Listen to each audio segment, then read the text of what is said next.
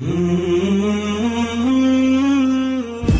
المستحيل أن يذهب لغيرك شيء قد كتبه الله لك، فاطمئن، لا تحسد ولا تحقد، وعيش بقلب أبيض نقي ونية صافية، وكن مع الله يكون الله معك.